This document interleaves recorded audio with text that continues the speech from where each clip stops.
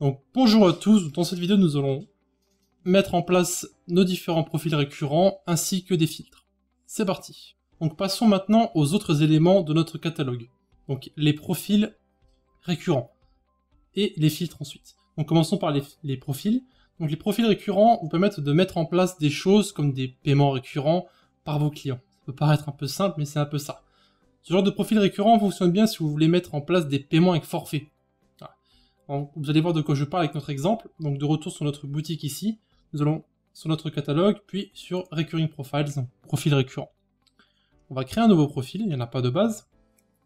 Donc l'interface est intuitive, mais les paramètres peuvent être difficiles à comprendre. Donc on va mettre 20 € par mois, donc je pense que vous savez déjà où est-ce qu'on va ici.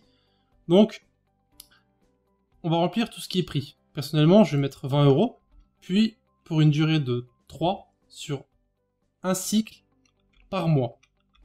Et je vais activer mon profil. Ici, ça par contre, je vais désactiver, je vais laisser par défaut. On va pouvoir sauvegarder. Donc ici, la partie trial que nous venons de voir permet d'offrir en fait le premier mois de paiement ou la première semaine, par exemple. Cependant, je ne pense pas que beaucoup de gens ça soit pas vraiment utilisé sur ce genre de boutique. Bon.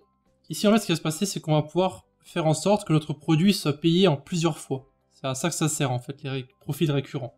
Donc si on va sur notre profil, qu'on va sur notre produit, donc Pokémon bleu, et qu'on va sur Recurring, et qu'on ajoute ici le 20 € par mois, et qu'on sauvegarde, on va aller sur notre boutique, et vous allez voir qu'il va y avoir en fait un profil de paiement, qu'on va pouvoir sélectionner, et qui va correspondre à ce que nous venons de créer. Donc par contre, on va faire une petite modification. Pokémon bleu, on va peut-être enlever tout ce qu'on avait mis, donc on va mettre quantité, on va mettre 100, on va mettre en stock, et le prix, on va mettre 60. On sauvegarde, voilà. Donc il y a marqué auto-stock, mais bon, ça a été modifié. Donc on rentre sur le profil, le produit, donc on a bien 60 $ ici, donc on peut modifier là, voilà, on met en euros, hein. Ça a été modifié. Ah, bon, on va imaginer que c'est en euros, donc on va mettre 60 €. Par contre, est-ce que je peux modifier le fait que ça soit en euros ou pas? Donc ils ont mis prix par défaut 60 €. Bon, ça il faudra le modifier, ça c'est un peu embêtant. Il faudra régler la currency par défaut en euros, hein. Bon c'est pas grave. Bon, imaginons que là on a 60 €. Ici vous pouvez en fait choisir le profil et ce qui va se passer, bon ça a mis automatiquement à jour, c'est bien. Donc ici vous pouvez voir qu'en fait le client va payer 15,69 € tous les mois pendant 3 mois, afin en fait de payer le produit en 3 fois. Voilà, si on met en dollars ici, ça va automatiquement le mettre à 60, et ici vous pouvez voir qu'il y aura 20 $ pendant un mois, tous les 3 mois, et pareil pour les sterling, hein, livres sterling, ce sera pareil, donc 36 livres sterling, il y en a ici 12 livres 25 par mois pendant 3 mois. Voilà. Donc c'est à ça que servent les profils récurrents, donc ça peut être utile pour dire les soldes, hein, ou les forfaits, pour ce genre de choses. Voilà. Bon, passons maintenant, on va rester sur la catégorie parce qu'on va voir ça dans un instant. Donc on va passer maintenant au filtre, pardon. Donc vous connaissez déjà probablement le fonctionnement des filtres, sans vraiment vous en rendre compte. Il s'agit en fait des barres de recherche que vous faites sur la gauche, que vous modifiez sur la gauche lorsque vous faites du shopping sur internet. Vous pouvez classer vos articles par couleur, par taille, par prix, etc. Et bien c'est exactement ce que nous allons faire ici. La première chose à faire est de regarder si le module filtre est activé. Donc pour une raison inconnue, par défaut sur beaucoup de thèmes, il est désactivé. Je ne sais pas pourquoi, peu importe. On va dans extension, ensuite on va dans module, on descend. Donc il est installé mais il est désactivé. Vous pouvez voir qu'ici il est désactivé. Vous allez sur le stylo, on l'édite et on active. Oups. On active et on sauvegarde. Voilà. Est-ce que ça a été activé? Oui, c'est bon. Voilà. Maintenant, on va sur notre catalogue, on va sur les filtres. Et ici, en fait, ce qu'on va faire, c'est qu'on va créer un groupe de filtres. Donc là, notre premier groupe, ce sera les prix, par exemple. Donc on va mettre Price Filters. Voilà, je mets en anglais parce que j'ai l'habitude. Vous pouvez mettre prix, hein, voilà. Filtre, groupe de prix. Voilà. On met 1 ici, c'est donc une importance, parce qu'on n'a qu'un seul groupe pour le moment. Et ici, on va créer 2 filtres. On va créer un filtre pour produit supérieur à 100 €. On va simplement supérieur à 100 €.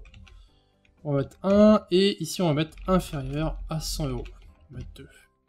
Et ici on a notre filtre, donc on a notre groupe de prix, on a un premier filtre pour les articles supérieurs à 100 € et un filtre pour les inférieurs à 100 €. Maintenant qu'on a ça, nous allons devoir les ajouter à notre catégorie où il y a des prix, donc la catégorie jeu, hein, évidemment, dans data, dans filtre. Ici on va ajouter nos deux filtres, donc tous les filtres qui peuvent correspondre, hein, parce que bien sûr, si vous avez un jeu par exemple, avoir un filtre comme la couleur n'est pas utile. Donc là on ajoute le groupe de prix, et on ajoute inférieur et supérieur. Et ensuite, il faut l'ajouter, ces filtres, sur chaque produit. Donc, on va dans Pokémon, on va sur Links, et on va sur Filtre, et on sait que ce produit est inférieur à 100 €, mais pas supérieur à 100 €. Voilà. Maintenant que nous avons fait ça, nous allons devoir ajouter les filtres à nos différentes catégories ici. Vous pouvez voir que pour l'instant les filtres ne sont pas présents, il va falloir les ajouter à la main. Donc on va dans Design Layout, ici on va dans Catégorie, parce que c'est ce qu'on veut modifier, et on va aller sur le contenu principal, donc le Content Main qui est ici. Et là on va simplement changer Bestseller, qu'est-ce qu'on peut changer? Banner Left, ça on peut changer. Donc ce qu'on va faire, c'est qu'on va mettre Sidebar Bestseller, on va le mettre là, et ici on va mettre les filtres. Voilà, on sauvegarde. Et maintenant, si on rafraîchit notre catégorie ici, vous allez voir que nous allons avoir nos filtres. Voilà, vous pouvez voir qu'ici, Refine Search, donc ça c'est des recherches. Vous avez ici un groupe de prix, et vous pouvez choisir supérieur à 100 € ou inférieur à 100 €. Si on met supérieur à 100 € et qu'on fait notre recherche, vous allez pouvoir voir que notre produit n'apparaît pas parce que le produit est inférieur à 100 €. Par contre, si on met inférieur, vous pouvez voir que le produit s'affiche correctement. Et on va peut-être pouvoir remettre en euros, ou en dollars, peu importe. Voilà, donc vous pouvez imaginer maintenant un peu tous les produits, filtres et catégories qu'il faut créer pour une boutique, c'est beaucoup de travail. Et en général, les produits, c'est ce qu'on crée en dernier, parce qu'il faut d'abord créer toutes nos catégories, ensuite il faut créer des filtres pour ces catégories et ces sous-catégories qu'il faut ensuite ajouter, et après il faut ajouter chaque produit. Donc ça fait beaucoup de travail pour une boutique. Après, si vous n'avez pas beaucoup de produits, ça peut être très court, mais vous pouvez imaginer pour une boutique en ligne comme Adidas ou Nike, tout le travail qu'il faut faire. De plus, n'hésitez pas à visiter nos différents réseaux, donc eux aussi dans la description, Discord, notre blog, Facebook, Twitter, Google+, etc. Voilà, si vous avez une question, rendez-vous dans la partie commentaire de cette vidéo, je réponds à tout le monde. C'était Alex, à la prochaine.